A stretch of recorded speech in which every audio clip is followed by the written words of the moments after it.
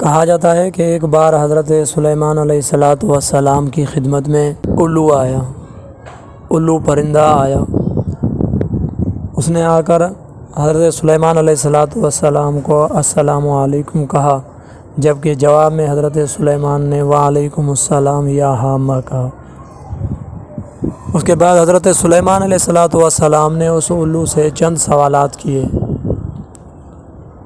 وہ سوالات کیا تھے؟ سب سے پہلا سوال یہ تھا کہ اے پرندہ،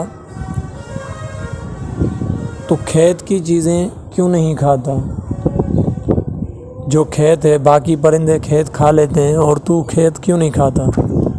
تو الو نے جواب دیا کہ حضرت آدم علیہ السلام کو بھی اسی کھیت کی وجہ سے جنت سے نکالا گیا تھا، اس لیے میں یہ چیز نہیں کھاتا۔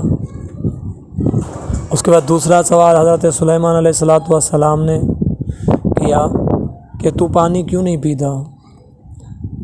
تو اس پر الو نے جواب دیا کہ حضرت نوح علیہ السلام کی قوم کو غرق بھی پانی میں ہی کیا گیا تھا، اس لیے میں پانی نہیں پیتا۔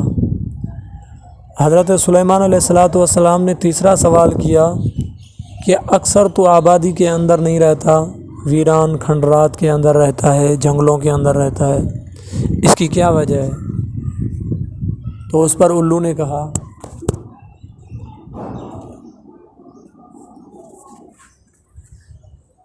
کہ یہ ویران جنگل اللہ کی میراث ہیں، جیسا کہ اللہ رب العزت نے فرمایا، کتنی ہی بستیوں کو ہم نے ہلاک کر دیا، ان کی خوشی عیش کو خاک میں اس طرح ملایا کہ وہ آبادیاں ایسی ہو گئی کہ ان میں کوئی رہنے والا بھی نہ رہا، بالکل کھنڈر بنا دیا، اب اس کے ہم ہی وارث ہیں۔ دوسرا سوال حضرت سلیمان علیہ السلام سوال کیا کہ تو ان ویران جنگلوں میں جب بیٹھتا ہے تو کیا کہتا ہے؟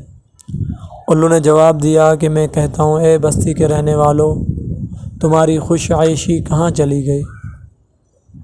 پھر حضرت سلیمان علیہ السلام نے دوسرا سوال کیا کہ تو جب ان ویران کھنڈرات سے گزرتا ہے تو کیا کہتا ہے؟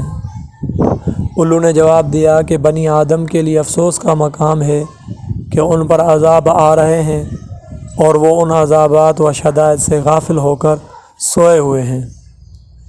حضرت سلیمان علیہ السلام نے پھر اس سے ایک اور سوال کیا کہ تو اکثر دن کے اندر کیوں نہیں باہر نکلتا، رات کو کیوں نکلتا ہے؟ الو نے جواب دیا کہ اولاد آدم ایک دوسرے پر اتنا ظلم ڈھا رہے ہیں، اتنا ظلم کر رہے ہیں، اس لیے میں دن میں باہر نہیں نکلتا۔ حضرت سلیمان نے اس سے آخری سوال پوچھا کہ مجھے آپ بتاؤ کہ جب تم بولتے ہو تو کیا بولتے ہو، اس میں کیا کہتے ہو؟ الو نے جواب دیا کہ میں کہتا ہوں، اے غفلت میں سونے والوں، آخرت کے لیے کچھ توشہ تیار کر لو اور سفر آخرت کے لیے ہر وقت تیار رہو، پاک ہے وہ ذات جس نے نور کو پیدا کیا۔